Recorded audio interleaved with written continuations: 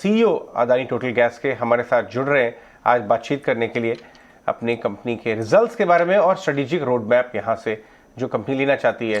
Suresh ji, good morning. ईटीन of स्वदेश से बात करने के लिए शुक्रिया। अगर आप ये बता सकें हमारे व्यूअर्स और अपने शेयर होल्डर्स के लिए कि हायर गैस प्राइसेस ने क्या रोल प्ले किया थर्ड क्वार्टर के नंबर में, क्योंकि रेवेन्यू ग्रोथ तो काफ़ी अच्छी दिख रही है और आपने किस तरह से मैनेज किए नंबर्स और प्रॉफिटेबिलिटी को रिटेन करने की कोशिश की, अदर एक्सपेंसेस को कम करके, किस तरह के फैक्टर्स एट प्ले थे?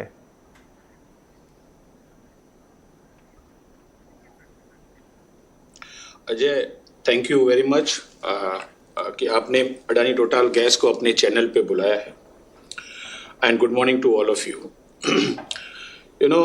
आप किस नज़रिए से देखते हैं कि अक्टूबर से दिसंबर के क्वार्टर में और 9 मंथ्स के पीरियड में अगर आप हमारा परफॉर्मेंस देखेंगे तो 9 मंथ्स में हमने 25% का वॉल्यूम ग्रोथ हुआ है और क्वार्टर टू क्वार्टर में 10% का वॉल्यूम ग्रोथ हुआ। और इसी 9 मंथ्स पीरियड में देखेंगे तो हमने 70 सीएनजी स्टेशन और ऐड किए हैं। और लास्ट क्वार्टर में पेंडेमिक होने के बावजूद हमारी टीम ने काफी हार्डवर्क किया और 43 स्टेशन ऐड किए।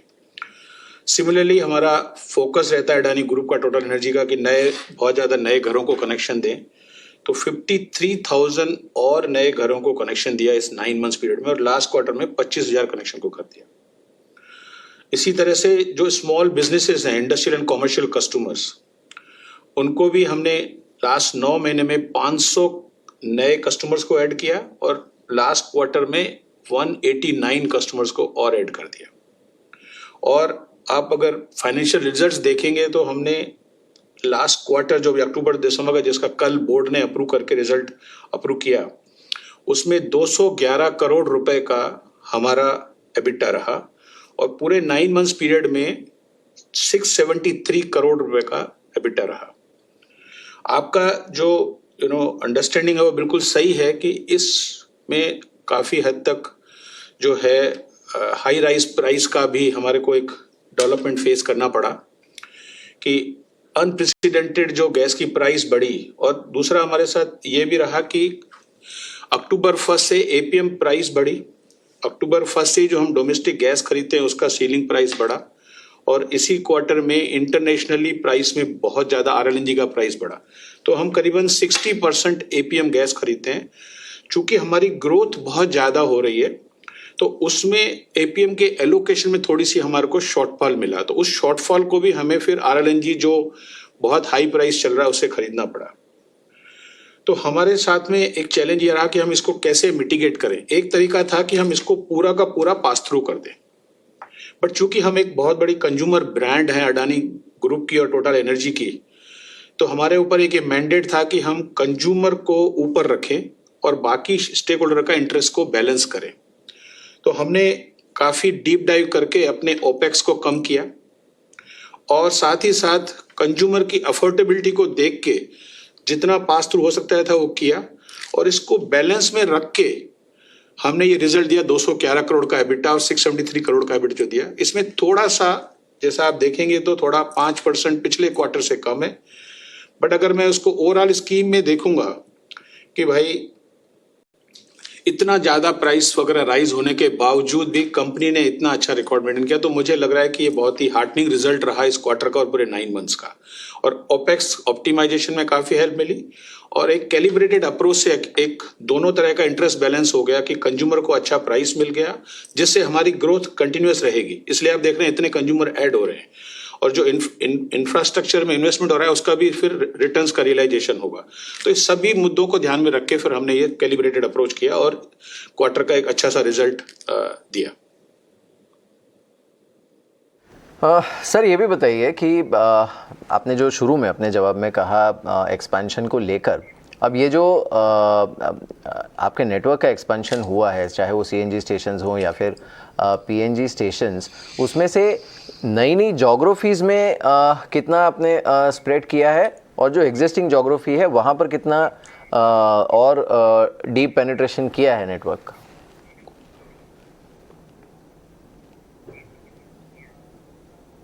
ये बहुत ही एक अच्छा क्वेश्चन पूछा आपने।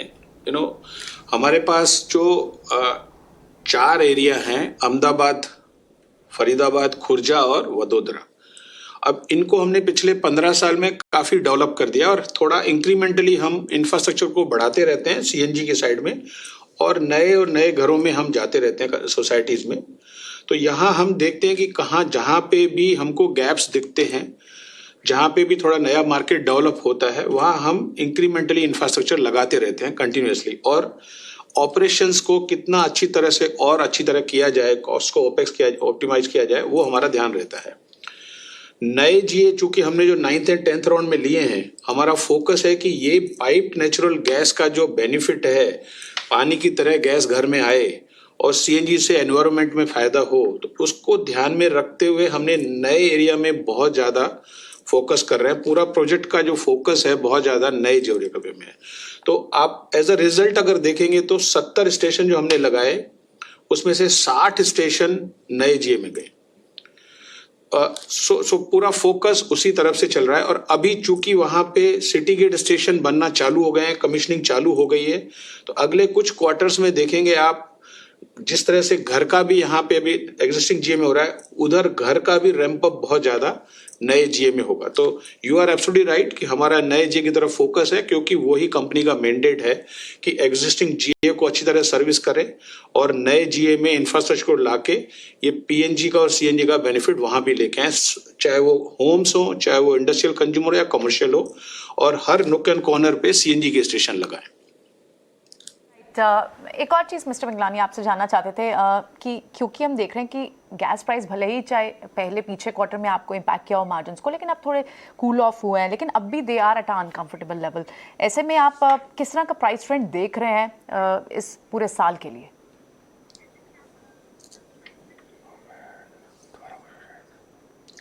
नहीं, ये बहुत ही रिलेवेंट क्वेश्चन पूछा है, क्योंकि जो हमारी जैसी कंपनी है सीजीडी, जो एंड कंज्यूमर के साथ इंटरफेस करती है, और सबसे इम्पोर्टेंट है कि हम अडानी ग्रुप और टोटल एनर्जी की कंज्यूमर ब्रांड हैं, तो और ज़्यादा रेस्पॉन्सिबिलिटी बढ़ जाती है कि कंज्यूमरों को अफोर्डेबल प्राइस पे जितना हमारे से हो सकता है उतना प्रोवाइड करें। बट ये इंटरनेशनल फैक्टर की वजह से गैस प्राइस काफ़ी बढ़ी हुई है, और इसमें काफ़ी जो है ना ऊपर नीचे प्राइस चलती रह रही है, क्योंकि इंटरनेशनली अभी जैसे वहाँ यूरोप में काफ़ी विंटर चल रहा है, जो रशिया से यूरोप में गैस आनी थी वो अभी स्टार्ट होने में थोड़ा टाइम लग रहा है। सडनली हमने देखा जापान में भी काफ़ी सीवियर विंटर हो गया है, तो वो गैस का कंजम्पशन बढ़ जा रहा है, तो उसकी वजह से प्राइसेस में वोलेटिलिटी चालू है अभी भी, और अभी भी जो हम नॉर्मल प्राइस मानते हैं उससे काफ़ी ज़्यादा चल रही है। बट आपने देखा कि हमारी एबिलिटी को कि इस क्वार्टर में प्राइस ज़्यादा होने के बावजूद भी we have calibrated that approach, और हमने कंज्यूमर के इंटरेस्ट को भी ध्यान दिया और शेयरहोल्डर के इंटरेस्ट को भी बैलेंस किया। वही अप्रोच अभी रहेगी। कॉस्ट को हम कंटिन्यूसली देख रहे हैं कैसे ऑप्टिमाइज करें, और ये इकोनॉमी ऑफ स्केल को कैसे फ़ायदा लें, जो हम बढ़ते जा रहे हैं, हमारा इंफ्रास्ट्रक्चर बढ़ रहा है, ऑपरेशंस बढ़ रहे हैं। प्राइसेस में हमारा ये व्यू है कि अभी कुछ और महीने प्राइस थोड़ा सा वोलेटाइल रह रही है, और जैसे जैसे विंटर डाउन होगी उस हिसाब से प्राइसेस थोड़ा सा मॉडरेट होगी, और रशिया से जब यूरोप गैस आना चालू हो जाएगा, प्राइसेस मॉडरेट होने की हमारे को उम्मीद है, और वो हमारे लिए एक बहुत अच्छी न्यूज़ रहेगी, क्योंकि उसकी वजह से फिर हम लोग बहुत ज़्यादा अच्छी तरह से गैस का एक्सपेंशन कर पाते हैं और लोगों को एक अफोर्डेबल पीएनजी और सीएनजी प्रोवाइड कर पाएंगे। आपने ग्रोथ की बात की, सुरेश जी, अगर आप कुछ रोड मैप दे सकें कि आगे आने वाले साल में किस तरह का ग्रोथ कैपेक्स आप प्लान कर रहे हैं। इनफैक्ट ग्रोथ की बात करें तो बजट में भी ईवी, रिन्यूएबल्स, उनसे बहुत सारी चीज़ें डिस्कस की थी। आप तो बहुत बड़े प्लेयर हैं सीजीडी में, तो किस तरह की ग्रोथ आ सकती है?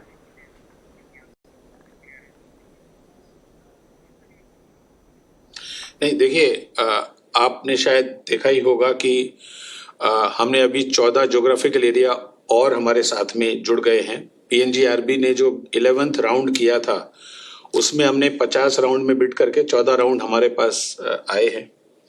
हमारा जो ग्रुप चेयरमैन गौतम भाई अडानी हैं, टोटल के सीईओ पैट्रिक पियोने का विजन यही रहता है कि how ATGL can enhance it's participation nation building. तो उसी को ध्यान में रखते हुए जो हमने ये 124 डिस्ट्रिक्ट्स लिए हैं उसमें पूरा एक्सपेंशन कर रहे हैं। हमने डबल डिजिट ग्रोथ दी है हर क्वार्टर और ज़्यादा ही दी है। हम कोशिश करेंगे कि हम इस ग्रोथ की ट्रेजेक्ट्री को मेंटेन करें और बढ़ाएं, कैपेक्स के प्लान में जो जैसा हम लोग आजकल इस समय में अराउंड 1000 करोड़ रुपए के आसपास में हमारा कैपेक्स साल में चल रहा है। अब नए जीए आ गए हैं, तो हमारा मानना है कि अगले नए जीए में अनदर 1000 से 1200 करोड़ रुपए का और एडिशन हो जाएगा, तो रफली 1800 से 2000 करोड़ रुपए का जो है कैपेक्स प्लान हर साल चलता रहेगा। बाकी आपने कहा बजट के बारे में, बजट ग्रोथ का जो बजट आया हुआ है उसमें ईवी की भी बात हुई, आपने ईवी का भी कहा। तो हमारा हमेशा से ये मानना रहा है कि क्योंकि इंडिया जो है डेवलपिंग कंट्री से डेवलप नेशन की तरफ काफी फास्ट बढ़ रहा है, ग्रोथ हर जगह दिख रही है और उसमें हमें पार्टिसिपेशन करने का मैंडेट भी है। ईवी जो एक एरिया है वो सेक्टर अच्छी तरह डेवलप हो रहा है और हमें हमारा फोकस जो सीएनजी, हमें ये लगता है कि इंडिया में ट्रांसपोर्ट फ्यूल में एक मिक्स टेक्नोलॉजी पैराडाइम रहेगा, जहां पे पेट्रोल भी बिकेगा, डीजल भी बिकेगा। थोड़ा टाइम में जैसे क्लाइमेट चेंज की जो हमारे ऑनरेबल प्राइम मिनिस्टर की विजन है उसके हिसाब से फेज आउट होगा। सीएनजी एक डोमिनेंट प्लेयर रहेगा क्योंकि गवर्नमेंट ऑफ इंडिया की भी विजन है कि नेचुरल गैस का एनर्जी बास्केट में शेयर 6% से 6.5% से 15% जाना है 2030 तक। तो उसकी वजह से सीएनजी एक डोमिनेंट प्लेयर रहेगा काफी समय तक।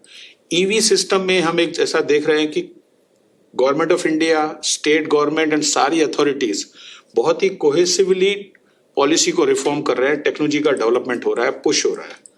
आगे चल के हाइड्रोजन भी आएगा, बायो सीएनजी भी है, बायो डीजल है। तो ये सब एक वेराइटीज ऑफ फ्यूल रहेगी ट्रांसपोर्ट फ्यूल में, स्लोली रिन्यूएबल भी जाएगा। और हमारे जो प्रमोटर्स हैं Adani group as well as Total energy, दोनों ही बहुत ही लीडिंग प्लेयर हैं वर्ल्ड में ऑन रिन्यूएबल एनर्जी। तो इस स्ट्रेंथ को ध्यान में रखते हुए हम लोग ईवी की अपॉर्चुनिटी को इवेल्युएट कर रहे हैं। हम ईवी के जो वैल्यू चेन है उसका एक एग्जामिन कर रहे हैं और बिजनेस प्लान की तरफ ध्यान दे रहे हैं कि इसमें बजाय इसको एक थ्रेट मानने के, इसको हम एक अपॉर्चुनिटी मान के आगे बढ़ रहे हैं। ठीक है, बहुत बहुत शुक्रिया मिस्टर सुरेश।